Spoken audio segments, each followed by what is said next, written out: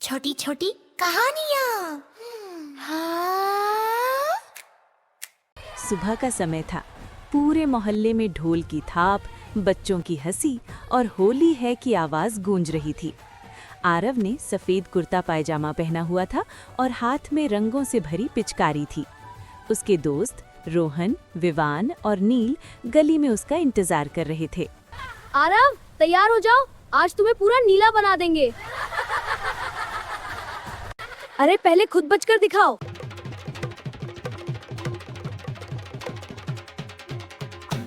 रंगों की बौछार उड़ गई। लाल, पीला, हरा, पूरा आकाश जैसे रंगों से भर गया। आरव अपनी पिचकारी से पानी भरकर नील पर छोड़ता है। अब मैं हार गया। कुछ देर बाद सबने एक दूसरे को गुलाल लगाया। हैप्पी होली। खेलते खेलते आरव घर के अंदर गया। सबसे पहले उसने अपने पापा के पास जाकर उनके पैरों को छुआ और गुलाल लगाया। फिर वो मम्मी के पास भागा और हल्का सा गुलाल उनके गाल पर लगाया। शरारती, रुको जरा।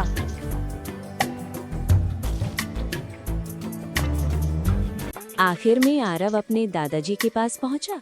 दादाजी आंगन में बैठे मुस्कुरा रहे थे। खुश रहो बेटा, भगवान तुम्हें हमेशा खुश रखे। कुछ देर बाद मम्मी रसोई से थाली लेकर आईं। थाली में गरम गरम गुजिया, दही बड़े और नमकीन रखे थे। आओ सब लोग गरम गरम गुजिया खाओ। पूरा परिवार, दादाजी, मम्मी पापा और आरव साथ बैठकर हंसी मजाक करते हुए गुजिया खाने लगे। शाम को जब रंग उतर गए और सब नहा धोकर साफ कपड़ों में बैठ गए तो आरव दादाजी के पास आकर बैठ गया। दादाजी, हम होली क्यों मनाते हैं? दादाजी मुस्कुराए और बोले, अच्छा सवाल है बेटा। आज तुम्हें भक्त प्रहलाद की कहानी सुनाता हूँ।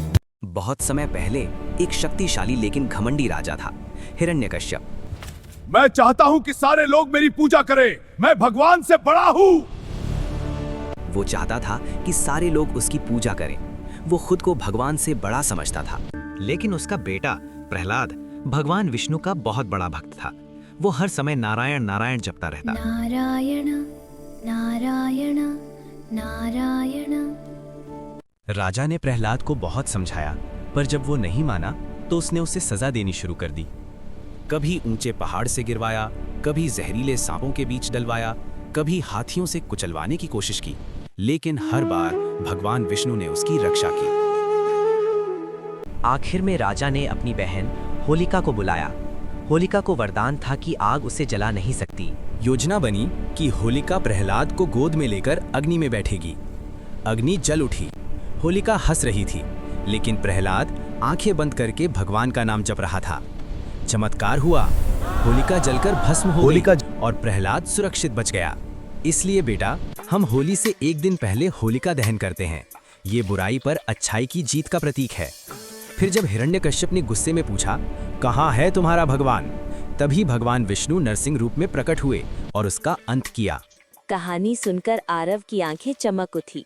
दादाजी, जैसे भगवान ने प्रहलाद का साथ दिया, क्या वो मेरे साथ भी रहेंगे? दादाजी ने उसके सिर पर हाथ फेरते हुए कहा, क्यों नहीं बेटा, भगवान सबसे प्यार करते हैं। जो उनसे प्यार करता है, बड़ों का सम्मान करता है, सबकी मदद करता है और सच्चाई के रास्ते पर चलता है, भगवान हमेशा उसके साथ रहते हैं। सुख हो या दुख, वे उसकी रक्षा करते हैं। आरव ये सुनकर बहुत भावुक हो गया। आरव धीरे से घर के मंदिर में गया। वहाँ भगवान श्री कृष्ण की सुंदर मूर्ति रखी थी। आरव को ऐसा महसूस हो रहा था जैसे श्री कृष्ण की मूर्ति जीवित होकर उसे देख रही हो। आरव ने श्री कृष्ण की मूर्ति से कहा, हे भगवान, जैसे आप प्रहलाद के साथ थे वैसे ही मेरे साथ भी हमेशा रहना। दादाजी, मम्मी और पापा दूर से ये सब सुन रहे थे। उनके चेहरे पर संतोष और खुशी की मुस्कान थी। दादाजी बोले, देखो, आज होली ने हमारे आरव को कितना अच्छा संदेश दिया है। पूरा घर प्रेम, विश्वास और खुशियों से भर गया। तो दोस्तों, ये कहानी हमें सिखाती है कि होली सिर्फ रंग का त्योहार नहीं है। ये हमें सिखाता है कि सच्चाई, भक्ति और अच्छाई हमेशा बनी रहती है। जो अपना प्रेम, सम्मान और सहायता का त्याग कर देता है, भगवान सदैव उसका साथ देते हैं। बुरी चीज भी बड़ी क्यों ना हो, अंत में जीत हमेशा अच्छी ही होती है।